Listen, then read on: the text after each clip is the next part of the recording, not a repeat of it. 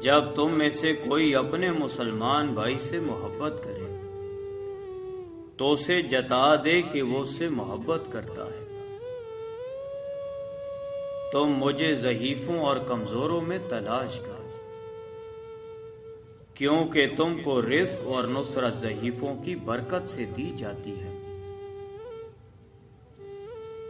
جنت میں ایسے لوگ داخل ہوں گے جن کے دل چڑیوں کی طرح نرم ہوں گے۔ جس نے رمضان کے روزے کو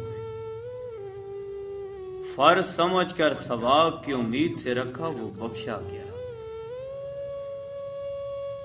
صدقہ برائی کے 70 دروازوں کو بند کرتا ہے۔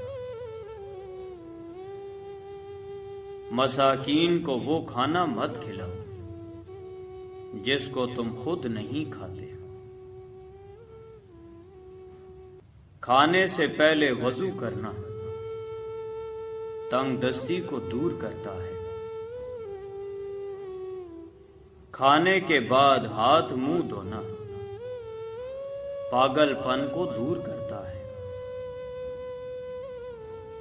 تکلیف کی گھڑیاں خطاؤں کو مٹا دیتی ہیں۔ معاف کر دینے سے اللہ تعالی عزت میں اضافہ فرماتا ہے۔ اپنے والد کو نام سے نہ پکارا کرو اور نہ ان کے آگے چلایا کرو اور نہ ہی ان سے پہلے بیٹھا کرو۔ سب سے افضل صدقہ روٹھے ہوئے لوگوں میں صلح کرا دینا ہے۔ میری امت کے بوڑھے کی عزت کرنا میری عزت کرنا ہے۔ میری امت کی عورتوں کے لیے سونا اور ریشم حلال کر دیا گیا ہے اور مردوں پر حرام کر دیا گیا ہے۔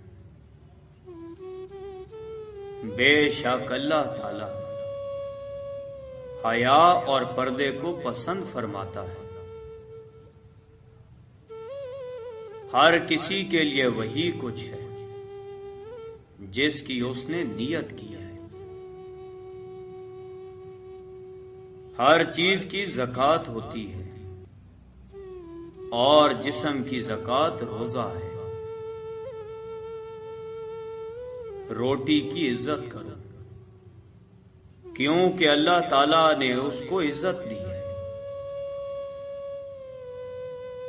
جن باتوں کو شرع نے منع فرمایا ہے اگر تو ان سے بچے گا تو تو گویا سب سے بڑا عبادت گزار ہوگا۔ حسن اخلاق گناہوں کو اس طرح پگھلا دیتا ہے جس طرح دھوپ برف کو پگھلا دیتی ہے۔ اللہ کی عظمت بیان کر، وہ تم کو بخش دے گا۔